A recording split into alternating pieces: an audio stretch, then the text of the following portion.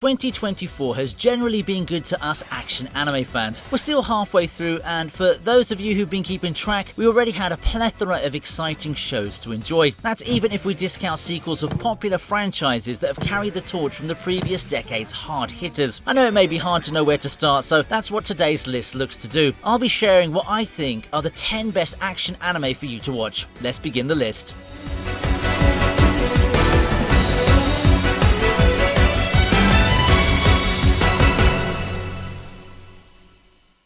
Mission Yozakura Family is what I'll be starting this list with.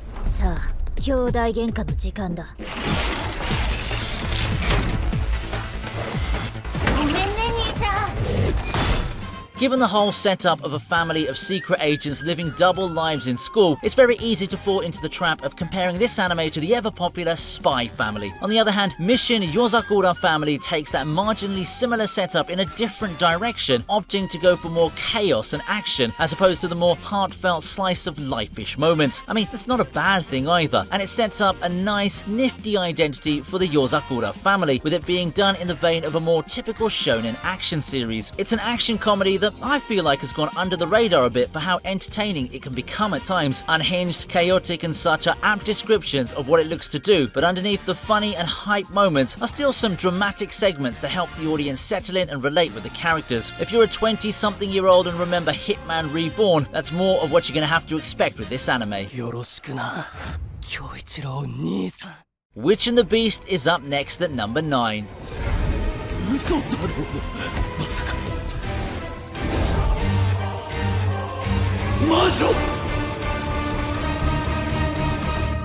If you prefer something that has more of an edge, however, Witch and the Beast may be to your liking. A mystery action series aimed at a slightly older demographic, complete with a darker atmosphere and a good amount of magical fighting. The Witch and the Beast is an anime that thrives on its character dynamics, starting with our main duo and soon extending to the other characters who turn out to be more complex than what you'd expect from an action-heavy series. All of that serves to complement the genuinely gripping story with arcs that don't overstay their welcome. The Witch and the Beast isn't something meant for mainstream attention. It's eerie, full of intrigue, and didn't have any of the hype moments that would push a lot of shows into becoming overnight blockbusters. But if you're up for a more mature approach in a compelling world, it's definitely worth a shot.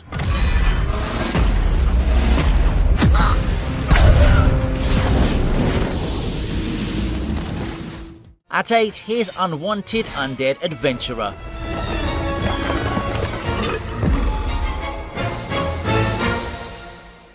After giving the key visual and the premise a glance, one might immediately peg Unwanted Undead Adventurer as another one of those prove them wrong anime. You know, the power fantasy that starts off with the protagonist falling and coming back as something beyond broken, set to go on an adventure to bring the world to its knees. Unwanted Undead Adventurer flips things around, however, by deciding to go on a more, reflective approach. Yes, there's still the edgy looking protagonist looking to become strong as a plot point, but the anime is a tad slower and more monologue heavy. It seeks to build a world at what people have called a deliberate pace, and it dwells more on the implications of becoming a skeleton, giving the audience chances to digest how it really feels. It's definitely something more akin to a slice of life, and the more chill approach to doing things might throw people off a little bit. When the action parts come up though, they're still good however, so this could be a good change of pace for people very into fantasy action anime.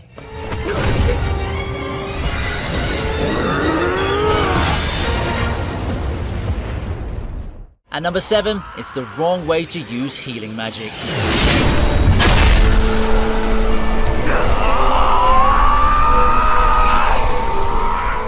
It's the beginning of 2024. Things are looking up with some big hitters coming our way. A lot of shows have hype either by being sequels or getting carried by word of mouth, with some shows seemingly coming out of nowhere by embracing their key points, like the degeneracy for gushing over magical girls. Then there's this. I'm not gonna lie, I don't blame you for overlooking the wrong way to use healing magic by brushing it off as yet another isekai when the season rolled around. But when the dust has settled, I'd say that this anime has been a worthwhile watch, showing that there are strengths in a premise that's generic. For one, I've got to give some props to how the show doesn't aim to hook you in with a shock factor or anything like that. It's also not a parody and plays the isekai part straight. Instead, it does draw you in with a more deliberate pacing, getting you acquainted with the world and the characters, and making you think of the possible ways things can go. The slow pace pacing ended up being a detriment at times, especially on the character development side, but I can see the point the anime team's trying to get at here. It's a good alternate approach to the isekai wave we've come to see recently that either leans heavily into parodic elements or goes really deep with the action, shock factor, and power fantasy. It's comfortably somewhere in between and is for fans of people who prefer a slower paced isekai.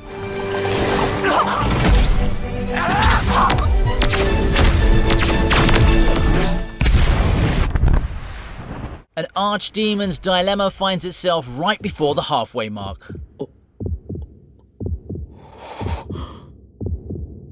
And we're back to the bait and switch anime. Right off the bat, an archdemon's dilemma injects an idea into the viewer, an assumption of what it could be like. Demon Lord, with a bid to be the strongest, taking on a slave girl as his most trusted partner in this us against the world story. And true, there are elements of that at play, but while Undead Adventurer gave us a detour by instead becoming a more reflective take on the whole transformed into a skeleton subgenre, Archdemon's Dilemma does that by making unaware audiences watch possibly one of the sweetest romances you can get out of the shows with this kind of backdrop.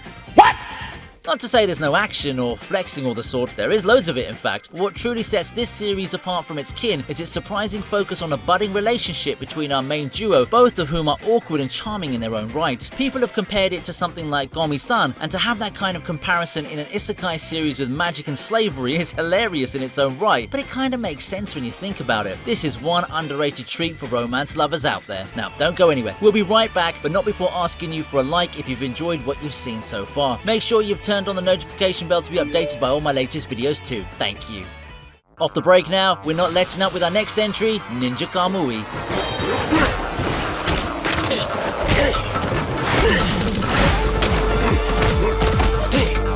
Ninja Kamui is a simple story. It knows it's excellent at one thing and one thing only: insane fights, and as such, it leans really deep into it. After all, for some fans, they don't just care about realism, a deep plot, or any of that. They want stimulation, lots of it. And Ninja Kamui is here to give them loads and loads of adrenaline. To say that the fights and action sequences in Ninja Kamui are wild would be an understatement. With us crossing the halfway mark of 2024, I just don't think that a lot of action anime can match how unhinged and wild Ninja Kamui can get with its action pieces. It starts off really strong, and if you're someone who comes in with the right expectations, it does seem like something tailored to Western audiences with the way it looks and feels, so that might be a boon to you too. If you're someone who craves some frantic, gory action, Yes, I am. and wants something that goes so deep into it, Ninja Kamui may be to your liking.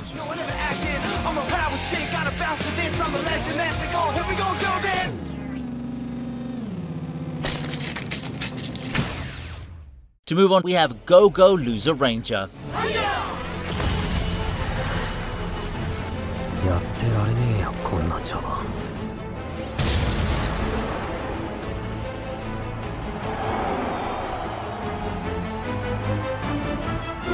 決まったな。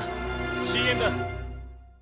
Loser Ranger's not exactly a serious anime, but considering how grounded it feels compared to Ninja Kamui, it certainly fits the bill. As for Loser Ranger, we have what seemed to be an affectionate Super Sentai parody that turns pretty heavy quickly thanks to how it gives us a different perspective from what we've come to expect from these costume hero shows. Affiliations and supposed hero-villain roles get turned on their head, and it serves as a foundation for a rather gripping tale of rising up against all odds. A tale of adversity, grey morality systems, and before we forget, some pretty nifty fight sequences. Oh, and it's also from the quintessential Quintuplets creator, so for those fans of the popular rom-com who are still on the fence, you might be curious to see what Negi can do with a series featuring another ensemble of 5 but in a different genre. Personally, I think he nailed all the important notes, but it's something you've got to see for yourself. This anime deserves more love.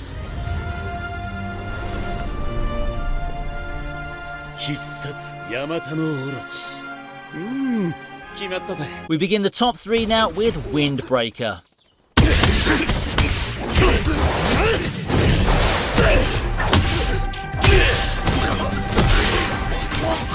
For a lot of people, Windbreaker came out of nowhere. Sure, there was a bit of hype entering the season, but to a lot of them, it certainly was just another teenage delinquent action anime. However, as we reach the home stretch, it's made a quick turnaround as a lot of people's favourite action anime of spring. It's a straightforward story of delinquents fighting people, protecting their town and all of that sort of stuff, but what really won people's hearts was the execution. It has great hand-to-hand fights, some of the best the year has given us so far, all while maintaining some positive themes with help from its charismatic characters. It's certainly a show I'm happy to see a lot of love for. And if you're looking for an action anime to watch this 2024 and don't have time to bother with sequels or more fantasy stuff, this is one of the best recommendations you can get.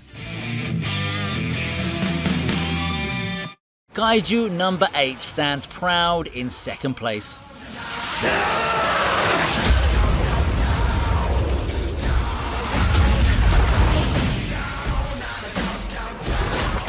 The hype was really there for Kaiju number 8. Even before the season, there's been a lot of buzz surrounding this promising new contender in the action anime sphere. It would have been easy to brush off the series as something taking advantage of the groundwork made by Chainsaw Man or even Attack on Titan, given their similar premises in theory. However, Kaiju number 8 does well enough to hold up on its own, becoming one of the hottest and best action titles to watch in 2024. In practice, Kaiju number 8 leans more to the light-hearted vibes despite the bleak picture its world seems to suggest for the first minute or so. There's quite a mix of comedy and action, and overall, the blending of elements works really well, giving us a show where almost everyone can find at least something to like. While Kaiju number 8 may not particularly excel at something, it's more than decent on a lot of the relevant parts that action anime fans may care for. Entertaining fights? Check. A group of main characters for you to care about? You got it. A story that's not super complex, yet has its fair share of depth and world building put into it? Kaiju number 8's got you covered. It's obviously being pushed hard as a series, and I think those efforts weren't misplaced by any means.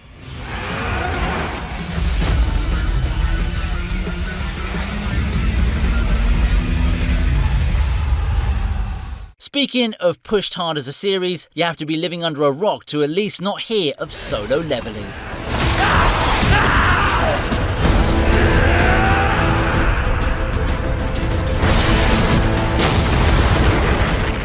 One of the biggest webtoons ever finally got its much-awaited anime adaptation, and expectedly, as we enter the year 2024, Solo Leveling has garnered so much attention. But did it live up to the hype? I'd say it did, with a caveat. It's an anime that works really well for those who are already fans of the series. The anime creators likely made this adaptation with the existing fans in mind and made a promise to deliver what the fans wanted. A weak to strong power fantasy with some RPG elements and a lot of moments where the main protagonist can show off how cool he is. Sharp, crisp choreography gives the fight some excellent presentation, and the sound direction doesn't let up one bit. With the title being hamstrung by its 12-episode count, there's the lingering feeling of wanting more as I watch the series. There's more potential with the world, and the plot's presentation may not be as strong as some would like it to be. Still, it also knows it's a power fantasy and relishes in that identity. Plus, in the realm of just spectacle, Solo Leveling hits all the important highs, making it a really recommended watch for those in the genre who are existing fans of the source material.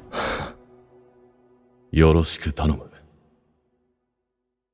Solo Leveling may have the hype, but is it your favourite action anime in 2024 so far? Tell me your thoughts in the comments below. That more or less does it for this list. I'd like to thank you for watching, and I hope you enjoyed the list. If you have some more time, may I suggest you check out this video on the top 10 anticipated new anime of summer 2024. Thank you, I'll see you in the next one very soon.